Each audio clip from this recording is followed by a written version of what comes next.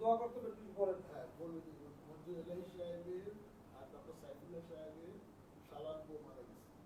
আমার খুব ঘনিষ্ঠ বন্ধু।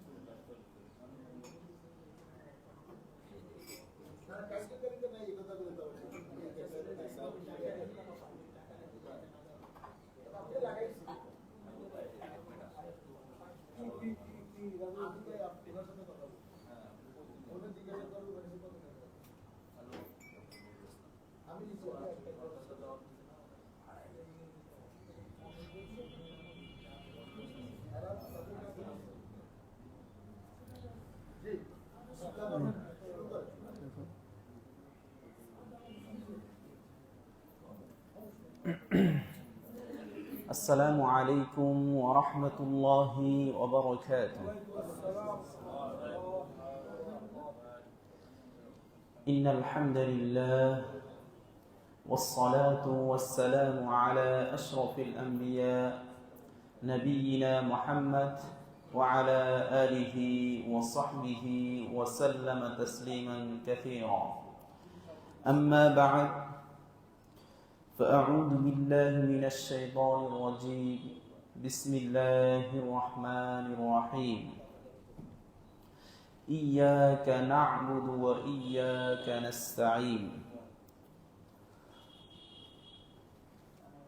সমস্ত প্রশংসা সমস্ত গুণগান সেই মহান রব্বুল আলামিন জানাই, যিনি আমাদেরকে একটি সর্বোত্তম মাজলিস তথা মাজলিসুল ইলমের মাজলিসে, যেখানে শুধুমাত্র মহান রব্বুল আলামিনকে সন্তুষ্ট করার জন্য আমরা কয়েকজন দ্বীনী ভাই ইসলামকে ভালোবেসে আল্লাহ তাআলার সন্তুষ্টি অর্জনের লক্ষ্যে এখানে পবিত্র কোরআন এবং সুন্নাহ মাফিক কিছু আলোচনা বলার এবং শোনার তৌফিক পেয়েছি, সেই মহান রব্বুল আলামিনের দরবারে জানাই লাখো কোটি শুকরিয়া। সকলেই বলি আলহামদুলিল্লাহ। দুরূদ ও সালাম বর্ষিত হোক মহানবী সৈয়দুল মুরসালিন মুহাম্মদ ইবনে আব্দুল্লাহ সাল্লাল্লাহু আলাইহি ওয়াসাল্লামের উপর, যিনি আমাদেরকে দেখিয়ে গিয়েছেন সর্বোত্তম আদর্শ, যিনি আমাদেরকে শিখিয়েছেন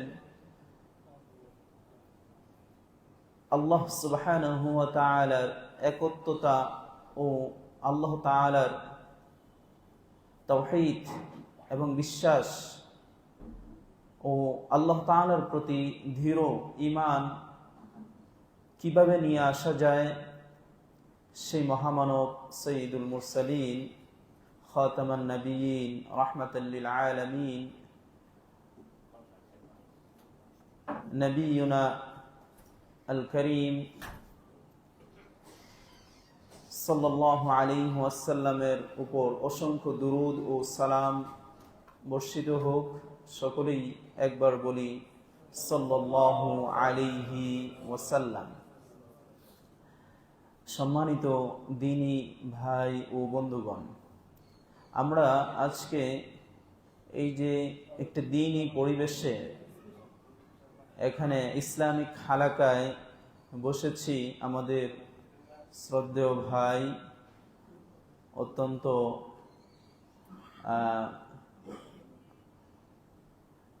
সম্মানের এবং অত্যন্ত ভালোবাসার মানুষ আমাদের সকলের, সবাই আমরা যাকে পছন্দ করি, যাকে ভালোবেসে এখানে এসেছি,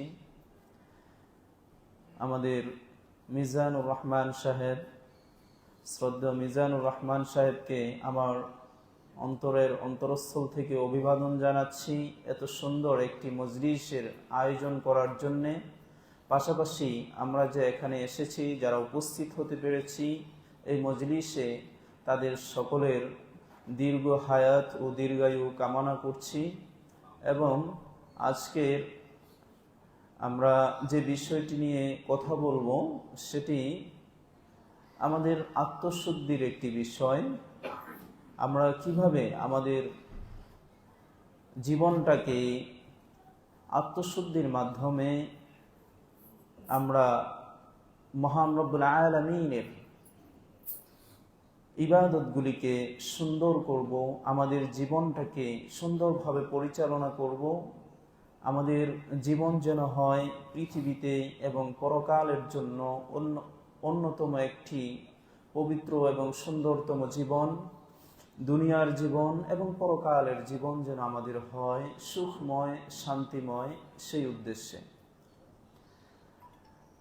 আমাদের শ্রদ্ধেয় ভাই আমাকে একটি বিষয় বলেছেন, নেতা নির্বাচন কিভাবে করা যায়, ইসলামিক যে নিয়ম নীতি রয়েছে সেই পদ্ধতি। তো সেই বিষয়টি আমাদের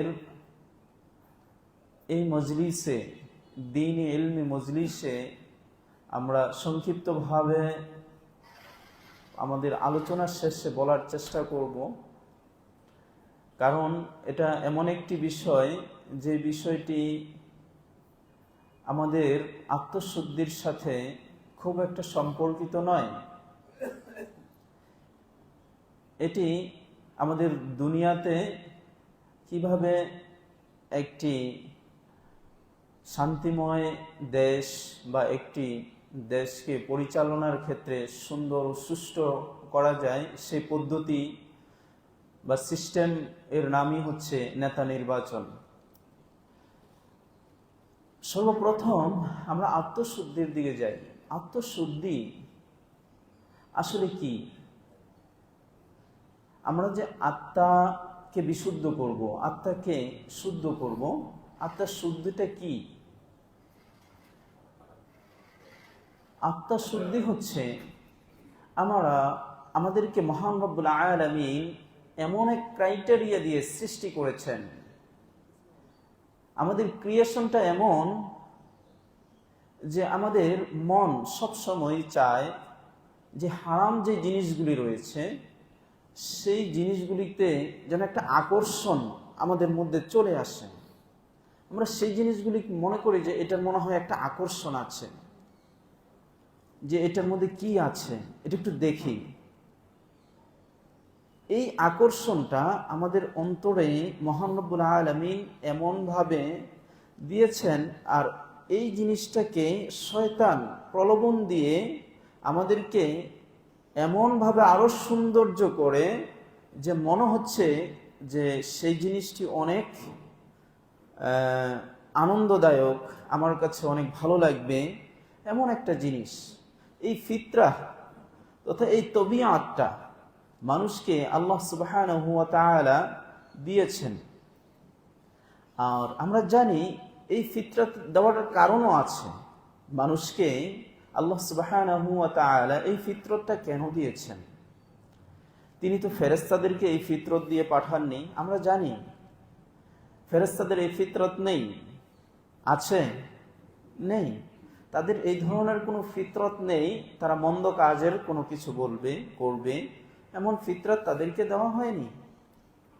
আল্লাহ সুবহানাহু ওয়া তাআলা তিনি যখন মানুষদেরকে সৃষ্টি করবেন, সে সময় ফেরেশতাদের সাথে পরামর্শ করলেন এবং তারা বললেন যে আপনি এমন এক জাতি তৈরি করবেন যে জাতি দুনিয়াতে গিয়ে ফিতনা ফাসাদ করবে, দুনিয়াতে মারামারি করবে, কাটাকাটি করবে, তারা একে অপরের গীবত করবে, তারা আপনার যে ইবাদত রয়েছে সেই ইবাদত থেকে বিচ্ছিন্ন থাকবে। তাহলে কেন আপনি এই মানুষদেরকে তৈরি করবেন? আমরাই তো আপনার ইবাদত করি, আমরা সকলেই জানি। এখান থেকে কি বুঝতে পারছি?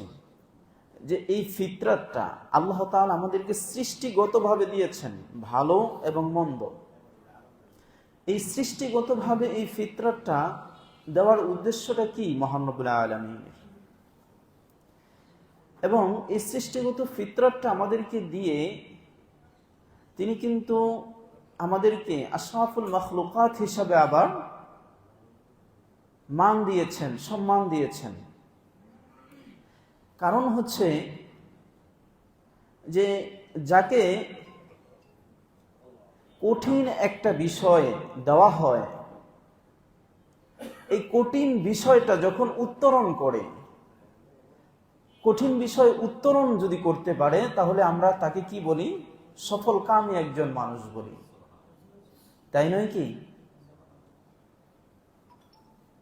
যে পরীক্ষাটা আমাদের সবচেয়ে কঠিন, বিসিএস ক্যাডার হওয়া, তাই না? অনেক কঠিন। যখন বিসিএস ক্যাডার পাশ করে যায় তখন তারা কি হয়? সফলকাম ক্যাডার হয়ে যায়, মানে এলাকার সমস্ত মানুষ তাকে সম্মান করে, বিসিএস ক্যাডারে সে পাশ করেছে, কারণ সেটা ছিল তার জন্য অনেক কঠিন।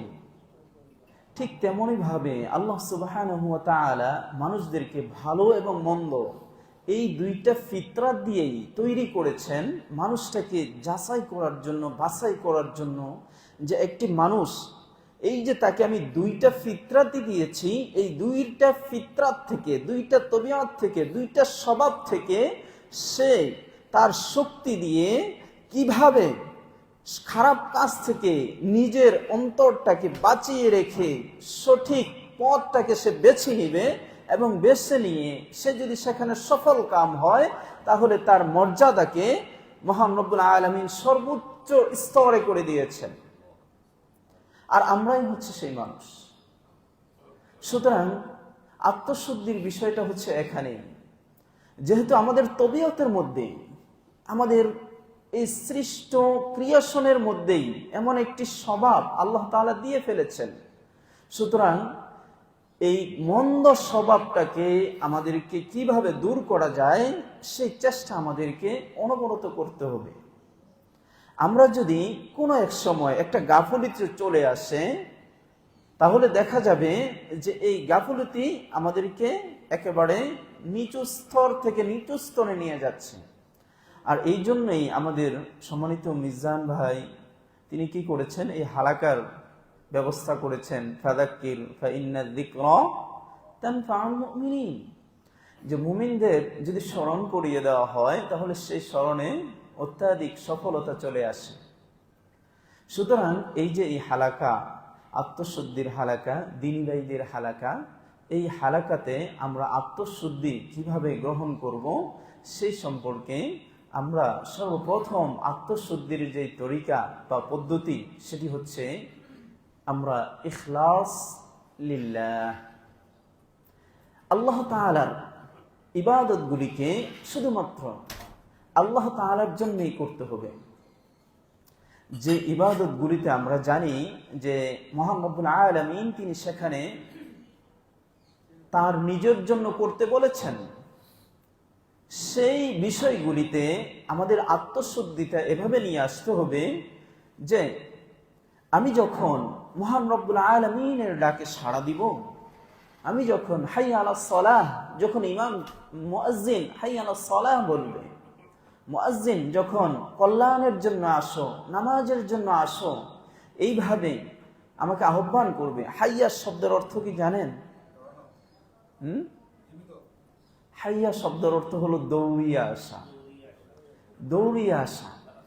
হাইয়া আলাস সালাহ, ইমাম সাহেব মুয়াজ্জিন সাহেব আপনাকে ডাকতেছেন, হাইয়া আলাস সালাহ, কল্যাণের জন্য দ্রুত আসো, দৌড়িয়ে আসো। হাইয়া আলাল ফালাহ, কল্যাণের জন্য দৌড়িয়ে আসো, নামাজের জন্য দৌড়িয়ে আসো। এইভাবে মুয়াজ্জিন আহ্বান করছেন। তো এই যে আহ্বান, এই আহ্বান যখন হবে, এটা যদি আমরা বাংলায় মুয়াজ্জিন এইভাবে আহ্বান করত, হে মানুষ সকল, তোমরা দৌড়িয়ে চলে আসো, কল্যাণের পথে দৌড়িয়ে চলে আসো, নামাজের জন্য দৌড়িয়ে চলে আসো, তাহলে কিন্তু এটা আমাদের অন্তরের মধ্যে গিয়ে লাগতো না? এটা লাগতো অন্তরের মধ্যে। কিন্তু যখন আরবিতে বলে, আমরা জানি না এটার অর্থ কি, যার ফলে আমাদের অন্তরে সেটা প্রভাব খাটে না। কেমন যেন একটা মনে হয় মুয়াজ্জিন সাহেব বলতেছে, বলো, আমরা আমাদের শুয়ে আছি, আরাম করছি। হ্যাঁ, তো এই যে আরাম করা, আপনি দেখবেন বিশেষ করে যখন নামাজের সময় হয়, আপনি শুয়ে আছেন, আজানের একেবারে কাছাকাছি সময় যখন হবে, তখন সেই সময়টাতে আপনি শুয়ে পড়বেন, 5 মিনিটের মধ্যে ঘুমিয়ে যাবেন, 5 মিনিটের মধ্যে ঘুম চলে আসবে। অথচ আপনি আগে 40 মিনিট শুয়ে রয়েছেন, ঘুম আসে না, ঘুম আসেই না। নামাজের আজানের 5 মিনিট আগে আপনার মোবাইলও পড়ে গেছে, আপনিও ঘুমিয়ে পড়েছেন। হয় এরকম? এরকম হয়। এরকম কেন হয়? এরকম কেন হয় ভাই? কারণ হচ্ছে যে যখন নামাজের সময় হয়, শয়তান আপনাকে বিভিন্নভাবে প্ররোচনা দেয়, এতক্ষণ কষ্ট করছো, ক্লান্তি, একটু সময় শুয়ে পড়ো, আবার নামাজে চলে যাবে, সমস্যা নেই। সে আপনাকে তার হাত দিয়ে মেসেজ করে যে ঘুমান, ঘাড়ে মেসেজ করে ঘুমান, আপনি ঘুমান। যখন মেসেজ করে আপনার কাছে একটু আরাম বোধ হয়, ফিলটা হয় আরাম, তখন ঘুম চলে আসে। আর এটাই হচ্ছে খারাপ যেই তবিয়তটা রয়েছে সৃষ্টিগত, ওই সৃষ্টিগত খারাপ তবিয়তটাকে শয়তান তখন কি করছে, আপনাকে সেটা প্রস্ফুটিত করছে। শয়তান সেটা আপনাকে আরো বাড়িয়ে দিচ্ছে, যেন আপনি কি করেন, নামাজের মধ্যে শরিক না হতে পারেন। আপনি যদি নামাজে শরিক হন, শয়তান কি করবে? সে তো হেরে গেল, তাই না? সে যখন হেরে যায়, তখন অবশ্যই সেই মুহূর্তে আপনি তখন সফল কাম হলেন। আপনি নামাজে চলে আসলেন, শয়তানকে হারিয়ে ফেলে আপনি কি করলেন? সফল কাম হলেন, আপনি বিজয়ী হলেন, আপনার আত্মশুদ্ধিটা বেড়ে গেল। এই জন্য ইখলাস লিল্লাহ, আল্লাহ তাআলার ইবাদতগুলি করতে হবে শুধুমাত্র আল্লাহ তাআলার জন্যই। আল্লাহ তাআলার জন্যই যদি যখন একজন মুয়াজ্জিন ডাক দিবে, আমি সেই ডাকে যেহেতু মুয়াজ্জিন সাহেব আমাকে হাইয়া আলাস সালাহ বলেছেন, সুতরাং আল্লাহ তাআলার তিনি এই অর্ডার করেছেন, এই অর্ডারের আমাকে যেতে হবে। আমাকে এখানে ইখলাস লিল্লাহ হতে হবে, যে আল্লাহ তাআলার ডাক আমার কানে চলে এসেছে, আমি এখন আর বসে থাকতে পারবো না, আমাকে এখন যেতে হবে, সালাতের জন্য যেতে হবে। এই সালাতের জন্য যে আসবো, এই আশাটাও হতে হবে শুধুমাত্র মহান রব্বুল আলামিনকে পাওয়ার জন্য। এখানে আমরা আসবো না, অন্য কোনো উদ্দেশ্য আমাদের এখানে থাকা চলবে না। আমরা অনেকেই সালাত আদায় করি, কিন্তু সেই সালাতের মধ্যে কোনো ধরনের খুশু খুজু এটা আমরা পাই না। সালাতে আসলাম, সে প্রথম অবস্থায় শয়তানকে আমি পরাজিত করলাম, করার পরেও যখন আমি নামাজে দাঁড়ালাম, নামাজে দাঁড়ানোর পর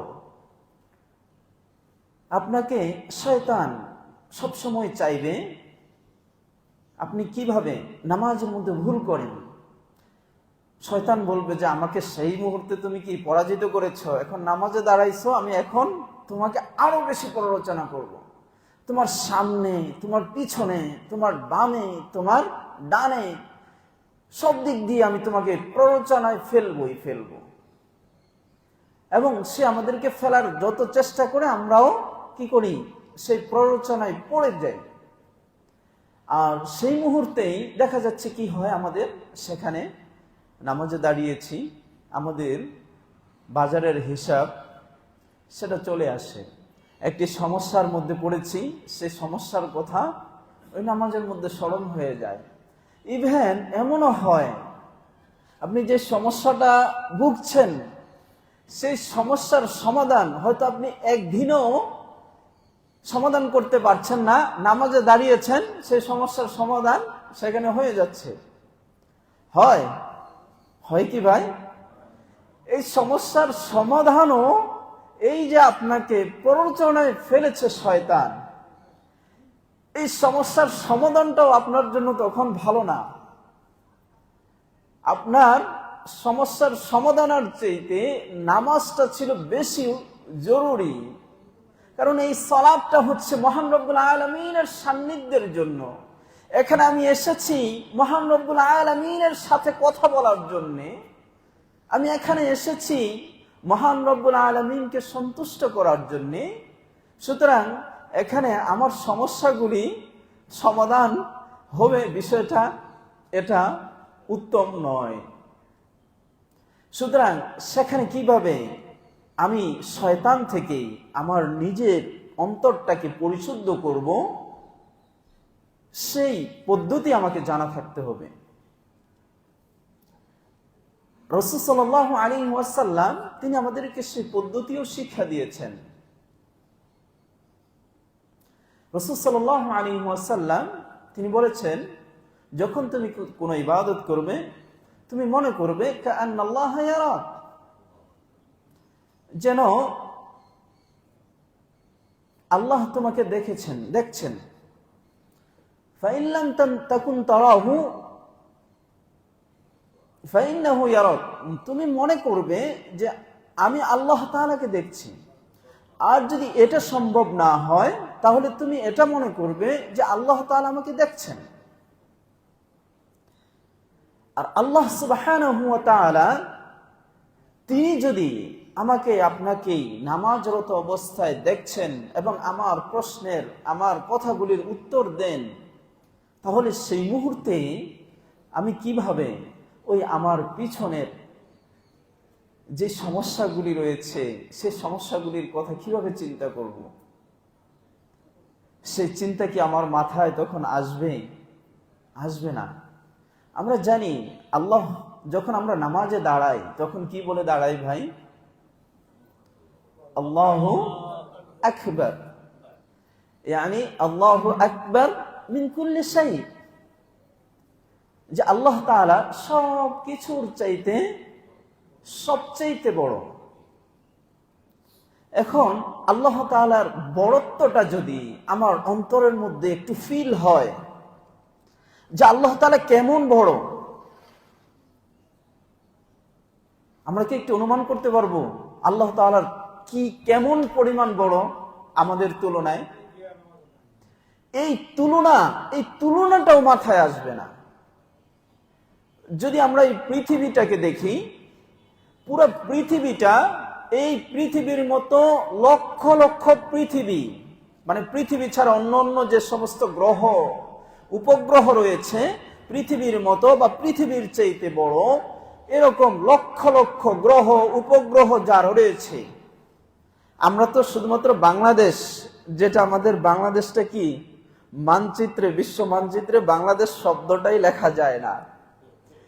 তো সেই বাংলাদেশের থেকে আমরা বাংলাদেশটাও পুরোপুরি চিনি না। কয়জনে চিনি ভাই? বাংলাদেশটার কথা বাদই দিলাম, আমরা যে ঢাকায় থাকি, এই ঢাকায় পুরো ঢাকাটাই আমরা কয়জনে চিনি?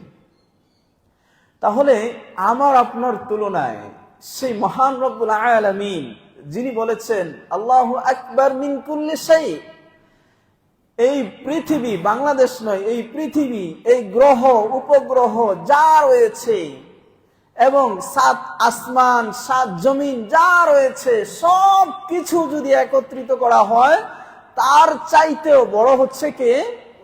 মহান রব্বুল আলামিন।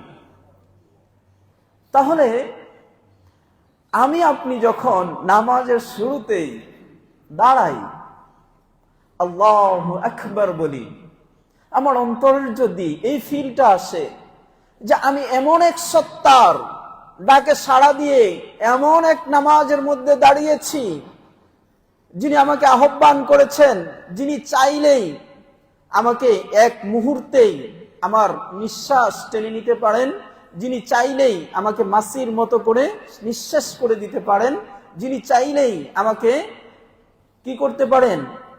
মাটির সাথে পিষে দিতে পারেন, সেই মহান রব্বুল আলামিনের সাথে কথা বলার জন্য আমি এখানে দাঁড়িয়েছি। তাহলে কিভাবে শয়তান আমাকে প্ররোচনায় ফেলবে? শয়তানের সাধ্য নেই। আমি এখানে মহান রব্বুল আলামিনের ডাকে সাড়া দিয়ে তার সাথে কথা বলার জন্য দাঁড়িয়েছি।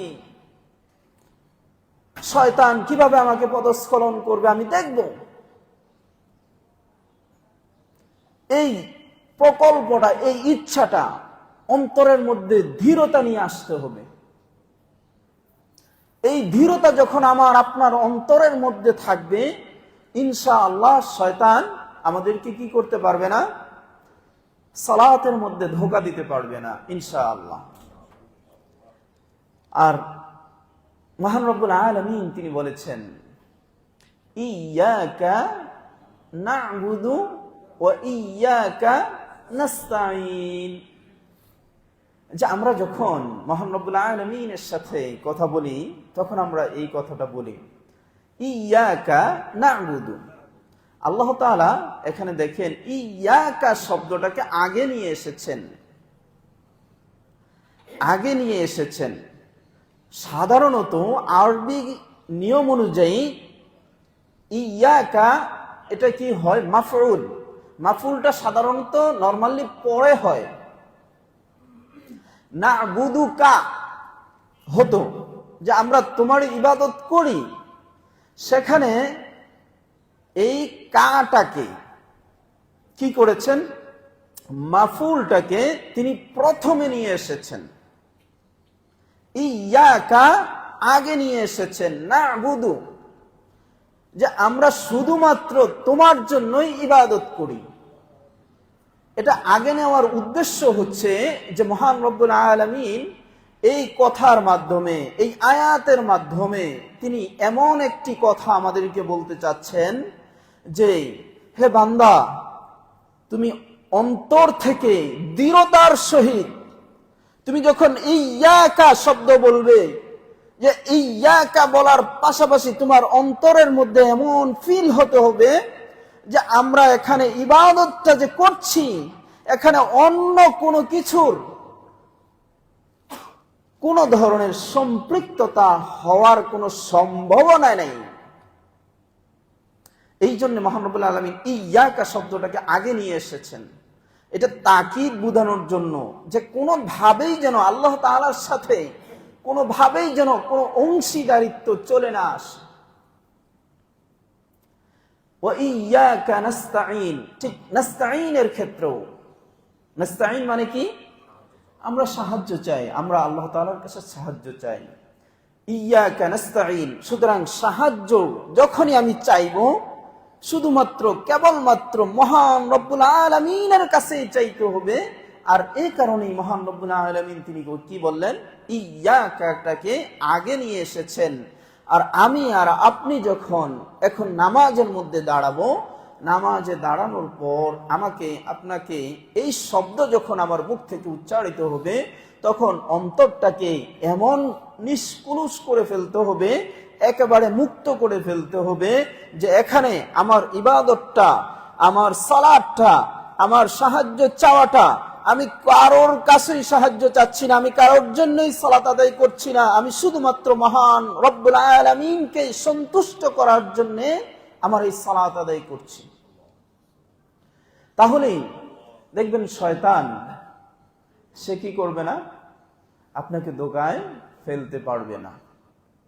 আমাকে আপনি যখন শয়তান নামাজের মধ্যে ধোঁকায় ফেলতে পারবে না, তখন নামাজ যখন শেষ হয়ে যাবে, নামাজ শেষ হয়ে যাওয়ার পর আমরা কি করি, আমরা এখন জিকির আজকার করি। এখন জিকির আজকারের ক্ষেত্রে আমরা অনেক এখন বাড়িতে একটা কাজ ফেলে রেখে এসেছি। হ্যাঁ, আমরা মনে করছি যে নামাজটা পড়েই দিব এক দৌড়, ফরজ নামাজটা শেষ হোক, শেষ হওয়ার পর আমরা কি করব, দৌড়। কেন? ওই যে কাজ, বাড়িতে কাজ, একটা গুরুত্বপূর্ণ কাজ ফেলে রেখে এসেছি। অথচ দেখা যাবে যে আপনি এই ফরজ নামাজ রেখে যে কাজের জন্য যাচ্ছেন, সেই কাজটি আপনি বাড়িতে যাওয়ার পর অন্য অন্য কাজ আপনার কি সামনে চলে এসেছে, সেই কাজটা আপনি তখন আর করতে পারছেন না। হয়তো সেখানে এমন এক সিচুয়েশন পড়ে এসেছে যে সেই সিচুয়েশনে আপনার যেই কাজটার জন্য আপনি জিকির ফালাই দিয়ে, দোয়াগুলি ফেলে দিয়ে, সুন্নাত নামাজগুলি রেখে আপনি চলে গিয়েছেন, সেখানে গিয়ে সেই কাজটিও করা হবে না, আপনার জিকিরগুলিও ছেড়ে দেওয়া হবে। কারণ কি? তখন শয়তান আপনাকে কি করছে, প্রবঞ্চনা দিচ্ছে, আরে তুমি তো ওই কাজটা ফেলে রেখে এসেছো, এখন ফরজ সালাত তো আদায় করেই ফেলেছ, আর দেরি করে লাভটা কি? কিন্তু এই জিকিরে যা আপনার মর্যাদা আরো বাড়াচ্ছে, আপনাকে সালাত আদায় করলে তো বাড়ছে, কিন্তু এই প্রত্যেক জিকিরে যদি ফজিলত, আপনারা অবশ্যই শুনেছেন অনেক শায়েখ মাশায়েখের কাছ থেকে, এই জিকির আজকার, তারপরে সুন্নাতের সালাতগুলির যেই মহত্ব রয়েছে, গুরুত্ব রয়েছে, সেই গুরুত্ব আপনাকে যেন পিছনে না ফেলে দেয়। আপনি নরমালি সাধারণত এই যে কাজগুলি আপনাকে ক্ষতির মধ্যে ফেলবে না, যেই কাজগুলি আপনার ক্ষতির সম্ভাবনা নেই, সেই কাজ যদি আপনার পরিবারের মধ্যে না থাকে, আপনার ঘরে যদি সেই কাজ না হয়, যে আমি যদি না যাই এখন তাহলে ক্ষতির সম্ভাবনা রয়েছে, তাহলে সেক্ষেত্রে আপনি যান, সমস্যা নেই। ইসলামিক শরীয়তে সেটা বৈধ করেছে যে ফরজ সালাতের পর আপনি বাড়িতে যাবেন, সেখানে আপনি ইচ্ছা করলে যাবেন, কাজে সমস্যা নেই। কিন্তু এমন যেন না হয় আপনার জিকির থেকে আপনি বঞ্চিত হচ্ছেন, মাহরুম হচ্ছেন, এমন যেন না হয়। কারণ আমরা প্রায়ই দেখি যেই উদ্দেশ্যে আমি বাসায় যাচ্ছি, সেই যেই কাজের জন্য আমি যাচ্ছি, সেই কাজ আমার হয় না। বেশিরভাগ ক্ষেত্রেই দেখা যাচ্ছে যে অন্য কাজের মধ্যে মত্ত হয়ে যায়, ওই কাজ হয় না। হয়তো হয় আরো 10-15-20 মিনিট, আধা ঘন্টা 1 ঘন্টা পরে, অথচ আমি এই সময়টাতে কিন্তু আমি ইবাদত করতাম। সুতরাং আমাদেরকে এইভাবে ইখলাসুন নিয়াহ, শুধুমাত্র মহান রব্বুল আলামিনকে পাওয়ার জন্য, সন্তুষ্টির জন্য আমাদেরকে এইভাবে আত্মশুদ্ধিটা নিজেদের থেকে নিয়ে আসতে হবে, অন্তরটাকে নিয়ে আসতে হবে। আল্লাহ তাআলার পরিচয় যখন আমি নামাজে দাঁড়াবো, যখন আমি কোনো ইবাদত করব, সব কিছুতে আমার এটা মনে রাখতে হবে যে আমাকে যিনি সৃষ্টি করেছেন তার কাছে আমি কিছুই না, তিনি চাইলেই যে কোনো সময় আমাকে বেনিশ করে দিতে পারেন। সুতরাং এই বিষয়টি আমরা অবশ্যই খেয়াল রাখব। আরেকটি বিষয় হচ্ছে, আমরা এখানে ইবাদতের কথা বললাম, ইবাদতের পর আমাদের সবচেয়ে গুরুত্বপূর্ণ যে জিনিসগুলিতে আত্মশুদ্ধি নিয়ে আসা প্রয়োজন, সেটি হচ্ছে আর রিজক আল হালাল। হালাল রিজিকের ক্ষেত্রে আমাকে অবশ্যই আমার অন্তরটাকে পরিশুদ্ধ করে নিতে হবে। আগেকার সালাফগণ ওনাদের স্ত্রী যারা ছিলেন, মা ও বোন যারা ছিলেন, ওনাদের একটা সবসময় এরকম অনেকের ঘটনা রয়েছে, এ আব্দুল্লাহ তুমি বের হচ্ছ, তুমি আমাদেরকে যদি ক্ষুধায়ও রাখো আমরা না খেয়ে থাকব, কিন্তু তোমরা সে বলতো তুমি আব্দুল্লাহ তুমি হারাম কোনো মাল আমার ঘরে নিয়ে আসবে না। এই কথাটা অধিকাংশ সালফে সালেহিনদের যারা স্ত্রী ছিলেন, বিবি ছিলেন, তারা অধিকাংশরাই এই কথা বলতেন। ইয়া আব্দুল্লাহ আমি ক্ষুধায় মরতে রাজি আছি, কিন্তু জাহান্নামের আগুন আমি সহ্য করতে পারবো না, তুমি হারাম কোনো জিনিস আমার ঘরে প্রবেশ করাবে না। সুতরাং আত্মশুদ্ধির জন্য সবচেয়ে বড় অন্যতম আরেকটি উপায় হচ্ছে, আমি আপনি যখনই হালাল রিজিক ভক্ষণ করব, হালাল রিজিকটা ভক্ষণ করলে আমরা যদি ভক্ষণ করি তাহলে সেই মুহূর্তে আল্লাহ সুবহানাহু ওয়া তাআলার পক্ষ থেকে অবশ্যই আমাদের সব কিছুই আমাদের কি হবে, পবিত্র হবে, সুন্দর হবে, আরো মার্জিত হবে। আমরা সকলেই জানি একটি হাদিস, রাসূল সাল্লাল্লাহু আলাইহি ওয়াসাল্লাম তিনি বলেছেন যে কোন একজন ব্যক্তি যার কি অনেক দুরন্ত ক্লান্তিময় সফর রয়েছে, কিন্তু তার খাবার হারাম, তার লিবাস হারাম, সেই মুহূর্তেও সে যদি ওই খারাপ খাবার খেয়ে, হারাম খাবার খেয়ে যত কিছুই দোয়া করে না কেন, তাহলে তার সেই দোয়া আল্লাহ তাআলার কাছে গৃহীত হয় না। অথচ আমরা সকলেই জানি সফরের মধ্যে আল্লাহ তাআলা কি করেন, দোয়া কবুল করেন। রাসূল সাল্লাল্লাহু আলাইহি সাল্লাম উষ্ণ শুষ্ণ চুল, বিক্ষিপ্ত চুল, যার কাপড়ের মধ্যে ময়লা রয়েছে, এমন অবস্থায়ও তার দোয়া কবুল করেন না যদি তার খাবার হারাম হয়ে থাকে। সুতরাং খাবার হালাল রিজিক অন্বেষণ করতে হবে। হালাল রিজিকটাকে আমরা এমন নয় যে হালাল রিজিক অন্বেষণ করতে গিয়ে আমাদের হারামের মধ্যে জড়িত হয়ে যাব। রিজিকটার ক্ষেত্রে আমরা অবশ্যই খেয়াল রাখবো যেন রিজিকটার মধ্যে হারাম কোনোভাবেই প্রবেশ না করে। কারণ হারাম যদি আমি ভক্ষণ করি তাহলে আমার জীবন তো শেষ। আমি যাদের জন্য এই হারাম এই রিজিক অন্বেষণ করছি তাদের জীবনটাও আমি শেষ করে দিলাম।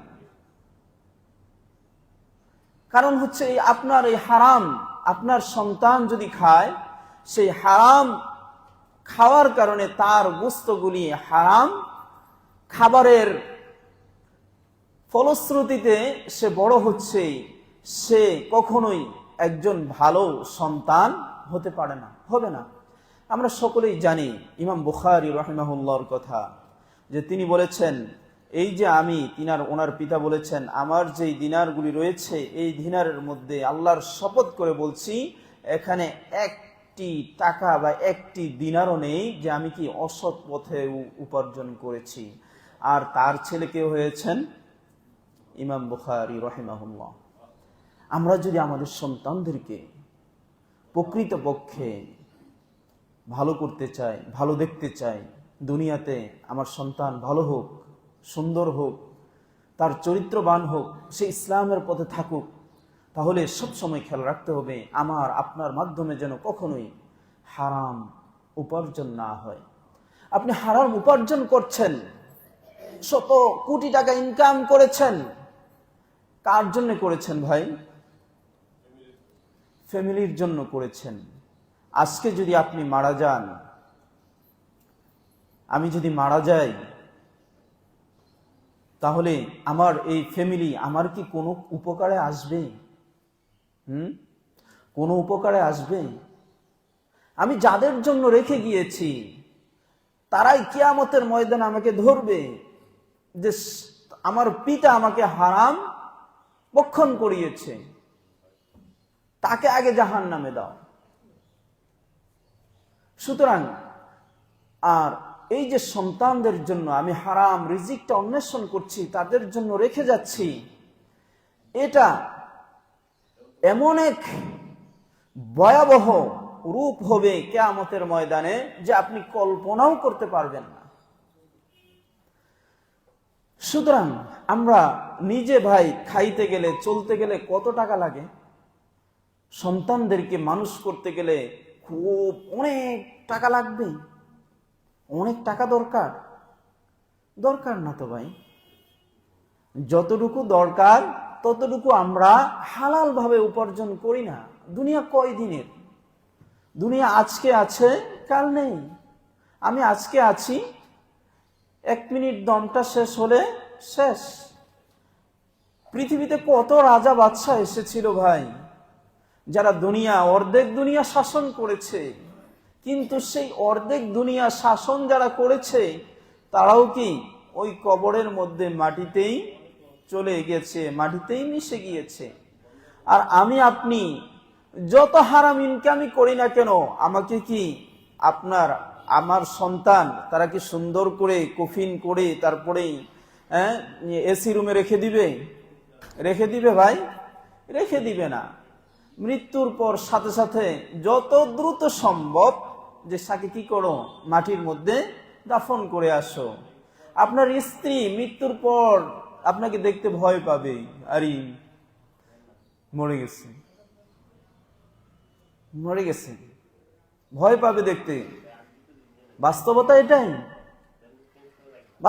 এটাই। আপনার স্ত্রী, আপনার সন্তান আপনাকে মৃত্যুর পর ভয় পাবে আপনাকে দেখতে।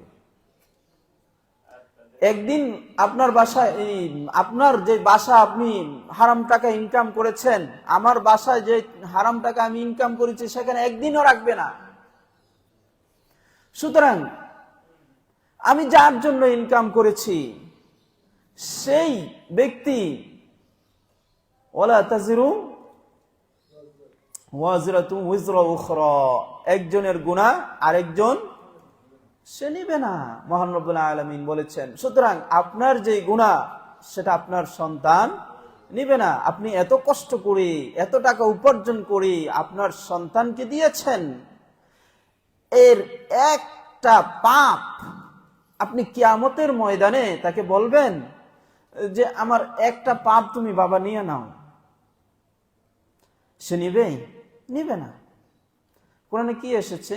ইয়াউমা ইয়াফিরু আল মারউ মিন আখিহি ওয়া উম্মিহি ওয়া আবিহি ওয়া সাহিবাতিহি ওয়া বানিহি।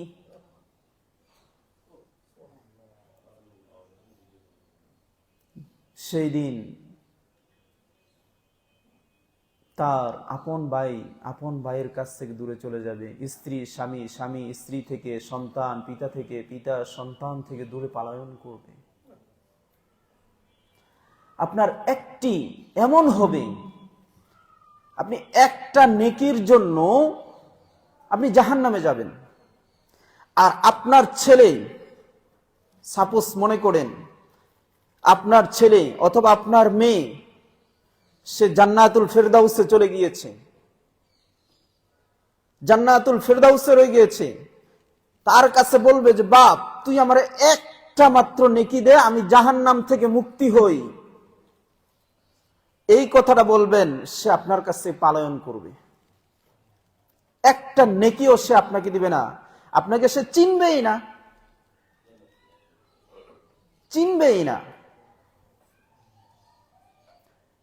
রাসূল সাল্লাল্লাহু আলাইহি ওয়াসাল্লাম তিনি তার মেয়ে যাকে খুব আদর করতেন, ভালোবাসতেন, আমরা জানি উনি কে? ফাতেমা রাদিয়াল্লাহু আনহা।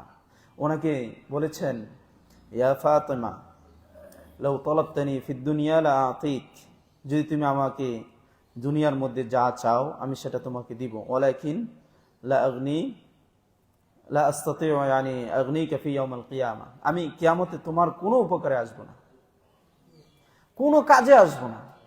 রাসূল সাল্লাল্লাহু আলাইহি ওয়াসাল্লাম, যিনি মহান রব্বুল আলামিনের সবচেয়ে প্রিয় ব্যক্তি, ওই ব্যক্তি ওনার সবচেয়ে কাছের মেয়েকে বলছে যে আমি কোনো কাজে আসব না সেই দিন।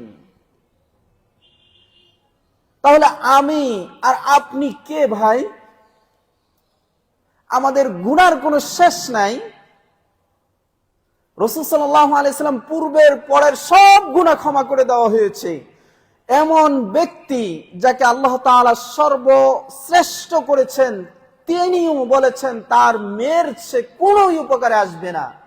তাহলে আমি আপনি, আমার ছেলে, আমার মেয়ে কি কোনো উপকারে আসবে বলেন? উপকারে আসবে? আসবে না। সুতরাং সেই দিনের জন্য আমার আত্মশুদ্ধির দরকার আছে না নাই? আছে, নিশ্চয়ই আছে। সুতরাং সেই আত্মশুদ্ধিটা আমি এমন ভাবে করব যে আমার সন্তানের ভালোর জন্য আমি হারাম কোনো মাল আমি উপার্জন করব না, আমার মাধ্যমে যেন কোনো হারাম টাকা আমার পরিবারে না আসে, আমি যেন আমার নিজেকে ধ্বংস না করি, আমি যেন আমার পরিবারকে ধ্বংস না করি। সব সময় সচেতন থাকতে হবে ভাই, কারণ এই দুনিয়া আজকে আছি কালকে নেই, আজকে আছি কালকে নেই। সুতরাং আমাদেরকে সবসময় খেয়াল রাখতে হবে যেন আমাদের হারাম রিজিক কোনোভাবেই আমাদের নিজেদের মধ্যে না আসে। এই জিনিসটা সবসময় খেয়াল রাখতে হবে। এরপরে আত্মশুদ্ধির আরো একটি বিষয় হচ্ছে যে আমরা যখন ইবাদত করব, ইবাদতগুলির মধ্যে আমরা সবসময় খেয়াল রাখব ইবাদতগুলি দুইটি শর্ত সাপেক্ষে করা হয়। এই দুইটি শর্ত যদি এই একত্রে না থাকে তাহলে সেই ইবাদত আল্লাহ তাআলার কাছে কশ্চিন কালেও গৃহীত হয় না। আপনি যত ইবাদত করেন ওই ইবাদতের মধ্যে দুইটা শর্ত মাস্ট বি থাকতেই হবে। তার প্রথমটি কি? ইখলাস লিল্লাহ, আল্লাহর জন্যই হতে হবে। আর দ্বিতীয় নাম্বার হচ্ছে ফি তাআতি রাসূলিল্লাহ, যে শুধুমাত্র আল্লাহ তাআলার রাসূলের যে পদ্ধতি রয়েছে সেই পদ্ধতিতে হতে হবে। ইখলাস লিল্লাহর কথা আমি একটু আগে বললাম।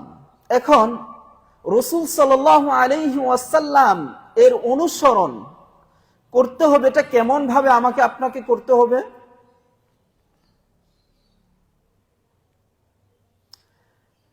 আমরা জানি একজন সাহাবী আব্দুল্লাহ ইবনে ওমর রাদিয়াল্লাহু তাআলা আনহু, তিনি এমন রাসূল সাল্লাল্লাহু আলাইহি ওয়াসাল্লামকে অনুসরণ করেছেন যে তিনি রাসূল সাল্লাল্লাহু আলাইহি ওয়াসাল্লাম হজে যাওয়ার পথে যেখানে তিনি তার হাজত সেরেছেন সেই স্থানে বসে উনি হাজত সারতেন। বুঝতে পারছেন? মানে এমন ভাবে রাসূল সাল্লাল্লাহু আলাইহি ওয়াসাল্লামের অনুসরণ করতেন যে কি, যেটা প্রয়োজন নেই তারপরেও সেটা অনুসরণ করতেন। তো আমরা তেমন যদি নাও হতে পারি, কিন্তু এমন তো হতে পারি যে রাসূল সাল্লাল্লাহু আলাইহি ওয়াসাল্লাম যেগুলি আমাদেরকে বলেছেন এবং যেগুলি তিনি করেছেন, যেগুলি আমাদের জন্য সুন্নাহ হিসাবে সাব্যস্ত রয়েছে, সেই কাজগুলি থেকে কেন আমরা পিছিয়ে থাকব? আমরা এই ক্ষেত্রে যে বিষয়টি পরিলক্ষিত হই সমাজের মধ্যে, সেটি হচ্ছে কি? বিদআহ। বিদআত, আমরা বিদআত হচ্ছে এমন একটা জিনিস, এটা এত মধুর, বুঝতে পারছেন? এটা মধুর চাইতেও বেশি স্বাদ, এত স্বাদ যে কি এটা না করলে মনে হয় যে কি ভালো লাগে না, আমাদের আত্মতৃপ্তি আসে না। মানে বিদাতটাকে এমন করে সুন্দর করে সাজিয়েছি আমরা যে আমাদের মনে হয় যে এইটা না করলে মনে হয় নামাজটাই হবে না।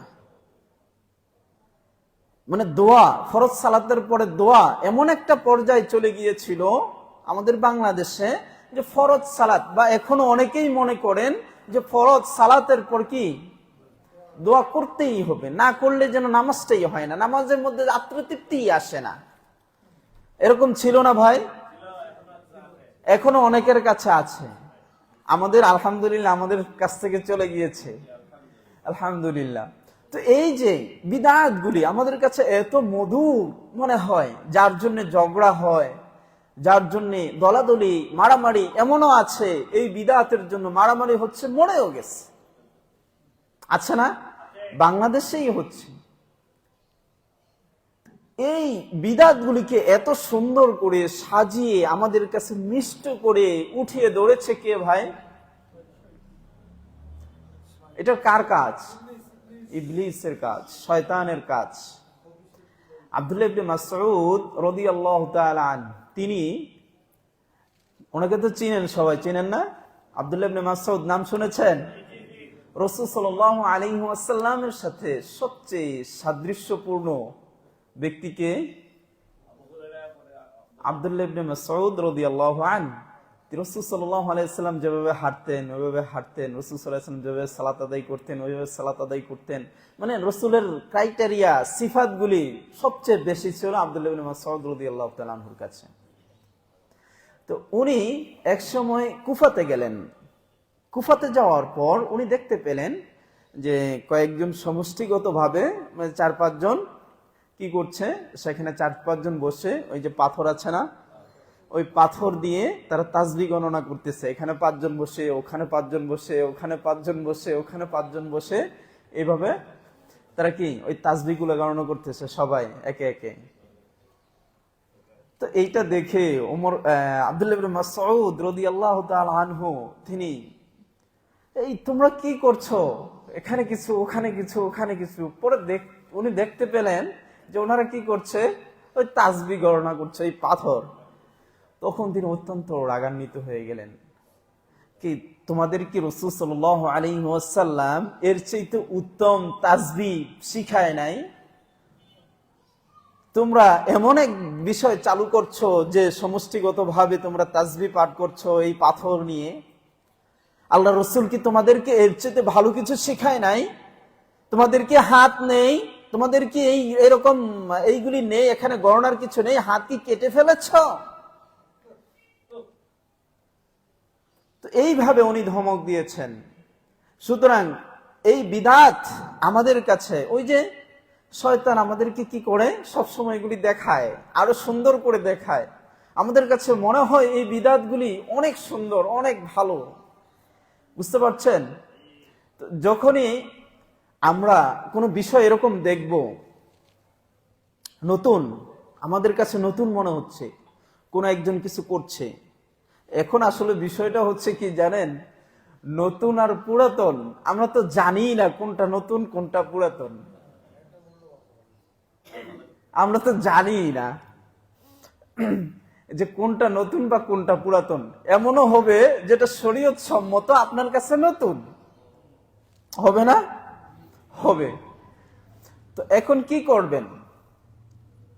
এখন আপনি আমি কি করছি, ইসলাম সম্পর্কে জানার খুব চেষ্টা করছি, ইসলামকে ভালোবাসি, ইসলামের উপরে চলার চেষ্টা করছি, যে আমার সন্তান ইসলামের উপরে বড় হোক। হ্যাঁ, এই সুন্দর একটি প্রতিষ্ঠান আমাদের সম্মানিত বড় ভাই মিজান সাহেব করেছেন, যেন আমাদের সন্তানদেরকে দ্বীনি শিক্ষা তিনি দিতে পারেন। তো এখানে আমি ভর্তি করিয়েছি, উদ্দেশ্য হচ্ছে যে অবশ্যই আমি একটা কি করব, আমার পরিবারটাকে সুন্দর ইসলামিক একটা পরিবার হিসেবে গড়বো। এই জন্যই তো উদ্দেশ্য, তো এটাই তো, এই উদ্দেশ্য আমার অবশ্যই আছে। সুতরাং আমাদের এখন কি করতে হবে?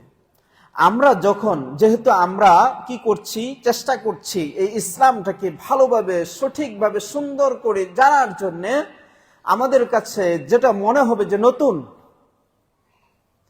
আমাদের কাছে যেটা মনে হবে যে এটা আজকেই আমি দেখেছি, সেই বিষয়টা তৎক্ষণাৎ সেটা আমরা পালন করব না। সেটা এমন কোনো জরুরি বিষয় নয় যে আমাকে ওই সময় ওই মুহূর্তে এটা আদায় করতে হবে। এটা ফরজ কোনো বিষয় নয়। ফরজ যদি বিষয় হতো তাহলে সেটা আমি জানতাম, তাই না? ফরজ বিষয় হলে আমি অবশ্যই জানতাম। সুতরাং সেই মুহূর্তে আমাকে কি করতে হবে? সেই মুহূর্তে আমাকে একজন নয়, দুইজন নয়, তিনজন, এরকম যারা শায়েখ রয়েছেন, মাশায়েখ রয়েছেন, আপনাদের সকলের কাছে ইনশাল্লাহ আলহামদুলিল্লাহ এখন সবার নাম্বার আছে, অনেক শায়েখের নাম্বার আছে। তো একজন নয়, অন্তত পক্ষে তিনজন শায়েখের কাছে জিজ্ঞাসা করবেন। তিনজন শায়েখের কাছে জিজ্ঞাসা করে তারপর আপনারা যদি দেখেন যে তিনজন শায়েখ মোটামুটি একই কথা বলেছেন, তাহলে মনে করবেন যে না আলহামদুলিল্লাহ এটা মানা যায়। এবং যে শায়েখ দলিল সহকারে, আপনাকে এখন তো সহজ, আপনি এখন তো মোবাইলেও সহজ একেবারে, আপনি সার্চ করবেন হাদিস নাম্বার সহকারে সবকিছু চলে আসবে। আপনারা তো মাশাআল্লাহ সবাই শিক্ষিত, তা হাদিস সার্চ করেও জানতে পারেন। এবং সার্চ করার পরেও যেহেতু আমরা জানি না এই হাদিসটার মান কেমন বা এই মতটা কেমন, তারপরও আপনারা যাচাই বাছাই করার জন্য অন্তত পক্ষে মিনিমাম তিনজন শায়েখ মাশায়েখ যারা রয়েছেন প্রসিদ্ধ, যারা আহলুস সুন্নাহ ওয়াল সালাফদের মানহাজে রয়েছেন, তাদেরকে জিজ্ঞাসা করবেন। জিজ্ঞাসা করে জেনে বুঝে তারপর সেটা আমল করবেন। তাহলে কি হবে? এই যে বিদআতের যে রাস্তাটা, বিদআতের যে পথটা, সেটা আপনাদের থেকে সরে যাবে। আপনারা আর তখন বিদআতের মধ্যে সম্পৃক্ত হতে পারবেন না। যখন আপনার কাছে প্রস্ফুটিত হয়ে যাবে এই কাজটা বিদআত, তখন আপনি সেখানে আর যাবেন না। আপনি জানেন মান আহদাসা ফি আমরিনা লাইসা মিনহু ফাহুয়া রাদ্দুন, যে ফাহুয়া রাদ্দুন, সেটা কি করতে হবে? রদ করতে হবে, বাতিল করতে হবে। যেমন কোন বিষয় যেটা কি আমাদের ইসলামের মধ্যে নেই, সেটা বাতিল বাতিল বাতিল। সেটা যত ভালো হোক না কেন, যত মধুর হোক না কেন, সেটা আমাদেরকে বাদ দিতে হবে। তো এইভাবে আমরা বিদআত থেকে আমাদের অন্তরটাকে আমরা পরিশুদ্ধতার মধ্যে ইনশাআল্লাহ নিয়ে আসব। এছাড়াও আরো পরিশুদ্ধর অনেক কিছু বিষয় রয়েছে আমাদের সন্তানদের ক্ষেত্রে। আমরা যখন সন্তান লালন পালন করব, সন্তান লালন পালন করাটা একটা ইবাদত। সন্তান লালন পালন করা কি একটা ইবাদত। এই ইবাদত সন্তান আল্লাহ তাআলা আমাকে দিয়েছেন, আপনাকে দিয়েছেন, এটা বড় একটা নিয়ামত। এই নিয়ামত যে আল্লাহ তাআলা আমাকে আপনাকে দিয়েছেন, সুতরাং এই নিয়ামত আমরা যদি প্রতিপালন করি বিশুদ্ধভাবে, শুদ্ধভাবে, তাহলে নিশ্চয়ই আল্লাহ সুবহানাহু ওয়া তাআলা তিনি আমাদেরকে এর উত্তম জাযা তিনি দান করবেন। আর এই উত্তম সন্তানদেরকে উত্তম শিক্ষা দেওয়া, সন্তানদেরকে ভালো শিক্ষা দেওয়া, এটা অত্যন্ত গুরুত্বপূর্ণ দায়িত্ব হচ্ছে একজন পিতা এবং মাতার। আমি আপনি যদি আমার আপনার সন্তানকে আমার গৃহ থেকে তাকে তারবিয়াত, ইলম, শিক্ষা না দেই, তাহলে সেই সন্তান কখনো আপনার কাজে আসবে না।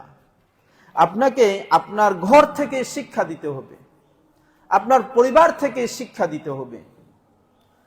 আপনি কিভাবে পরিবার থেকে আপনি শিক্ষা দিবেন? রাসূল সাল্লাল্লাহু আলাইহি ওয়াসাল্লাম তিনি বলেছেন, মুরু আওলাদাকুম,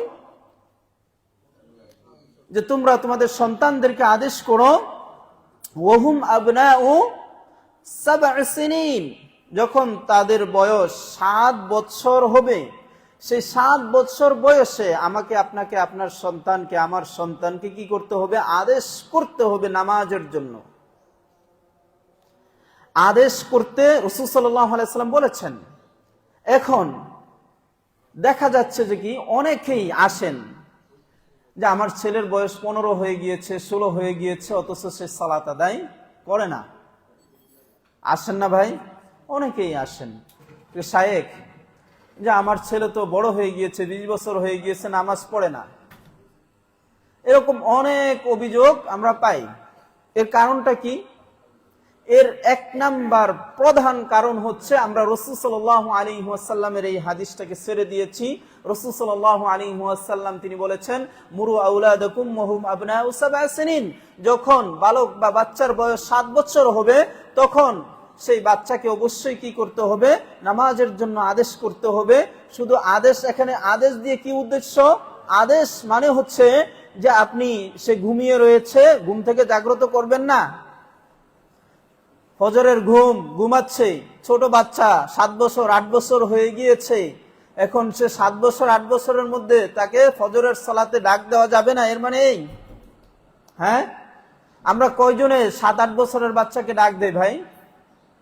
আমার বাচ্চা আপনার বাচ্চাকে 7-8 বছরের মধ্যে মনে করে যে ঘুমাক, একটু পরে উঠুক, ফজরের সময় ফজর নামাজ শেষ হোক, সে তো 9টার দিকে উঠে বা 8টার সময় ক্লাস তার, সেই সময় উঠবেনি। অথচ রাসূল সাল্লাল্লাহু আলাইহি ওয়াসাল্লাম বলেছেন 7 বছর বয়স হলেই তাকে কি করো? নামাজের জন্য আদেশ করো। আদেশ করো মানে কি? তাকে নামাজ না পড়লে আদেশ করো। আর যখন সে ঘুমিয়ে থাকবে তাকে তো অবশ্যই বাধ্য হয়ে তাকে উঠাতেই হবে, উঠিয়ে তারপরে নামাজ পড়ার জন্য নির্দেশ দিতে হবে। আমরা অথচ উল্টা করছি। এরপর ওয়াদরিবুহুম ওয়াহুম আবনাউ 10, এবং 10 বছর বয়স হয়ে গিয়েছে, এখনো সে সালাত আদায় করে না সঠিক মতো, তখন কি করতে হবে ভাই? ওয়াজরিবুহুম, তাদেরকে প্রহার করো, মারো, বেত্রাঘাত করো। আপনি যদি 15 বছর হয়ে যায় তখন আপনি বেত্রাঘাত করেন, ধমক দেন, কাজে হবে? কাজ হবে না ভাই, কোনো কাজে আসবে না। রাসূল সাল্লাল্লাহু আলাইহি ওয়াসাল্লাম যে শিক্ষাটা আমাদেরকে দিয়েছেন, এটা কি আল্লাহ তাআলার পক্ষ থেকে আমাদেরকে এই শিক্ষা দিয়েছেন। আল্লাহ তাআলা জানেন এই যে মানুষ আমি সৃষ্টি করেছি, এই সৃষ্ট মানুষকে যদি 7 বছর বয়সে নামাজের অর্ডার করা হয় তাহলে সে নামাজের মধ্যে কি হবে? তার দিল বসে যাবে 10 বছর পর্যন্ত। এই 3 বছরে তার দিল বসে যাবে। সে যদি নিয়মিত নামাজ পড়ে তাহলে দিল বসে যাবে। আর 10 বছর পরেও যদি সঠিকভাবে না বসে দিল তাহলে তাকে প্রহার করো, যাতে করে 10 বছর পরে অবশ্যই তাকে বসতেই হবে। এরপর আপনার 15 বছর আর তাকে বলতে হবে না বাবা তুমি না সালাত আদায় করো। আপনার আর আসতে হবে না শায়েখের কাছে যে শায়েখ আমার ছেলে তো নামাজ পড়ে না, তাকে একটু তদবির দেন, একটু জারফুক করে দেন, আর আসতে হবে না। সুতরাং আমাদের ঘর থেকেই তারবিয়াত হতে হবে ভাই। আল্লাহ সুবহানাহু ওয়া তাআলা তিনি আমাদেরকে, আমাদের সন্তান যারা রয়েছেন তাদেরকে যেন আমরা উত্তম তারবিয়াত দিতে পারি, সেই তৌফিক আল্লাহ সুবহানাহু ওয়া তাআলা তিনি আমাদের সকলকেই দান করুন। সকলেই বলি আল্লাহুম্মা আমিন। এবং আমরা যেন আমাদের এই অন্তরটাকে শুধুমাত্র একমাত্র ইখলাসের সহিত মহান রব্বুল আলামিনের যাবতীয় ইবাদতগুলি করতে পারি, সেই তৌফিক আল্লাহ তাআলার কাছে কামনা করছি। সকলেই বলি আল্লাহুম্মা আমিন। এবং আল্লাহ সুবহানাহু ওয়া তাআলা তিনি যেই আমাদেরকে রিজিকের ব্যবস্থা করে দিবেন সেটা যেন হালাল রিজিক হয়, সবসময় খেয়াল রাখবো। আর আমরা সবসময় আল্লাহ তাআলার কাছে দোয়া করব। একটি দোয়া যদি আমি আপনি করি তাহলে ইনশাআল্লাহ হালাল রিজিকের আর অভাব হবে না। সেই দোয়াটা কি আমরা জানি? হয়তো আমরা অনেকেই জানি আর হয়তো অনেকেই জানি না। আমরা সকলেই এই দোয়াটা শিখবো এবং সেটা বারবার পড়ব, আমল করব, নামাজের পরে হোক অথবা আমি যখন কোনো বিপদগ্রস্ত হব সেই সময় আমি দোয়া করব। আল্লাহুম্মা কফিনা বিহালালিকা আন হারামিকা ওয়া আগনিনা বিফাদলিকা আম্মান সিওয়াক। এই দোয়াটা আমরা যদি নিয়মিত পাঠ করি, আপনি রিজিক কোন দিক থেকে আসবে আপনি বুঝতেও পারবেন না। হালাল রিজিক অবশ্যই আল্লাহ তাআলা আপনাকে অফুরন্ত ভাবে দান করবেন। আপনার যে কোনো সমস্যাতে এই দোয়া বেশি বেশি করে পড়বেন, আল্লাহ তাআলা আপনার সেই দ্বার উন্মুক্ত করে দেবেন ইনশাআল্লাহ। ইনশাআল্লাহ আমরা তো এই দোয়া করব, এই দোয়া আমরা বেশি বেশি করে আল্লাহ তাআলার কাছে করব, যাতে করে আমরা হালাল রিজিক বক্ষণ করতে পারি। আল্লাহ তাআলা আমাদের সকলকে সেই তৌফিক দান করুন, আমিন।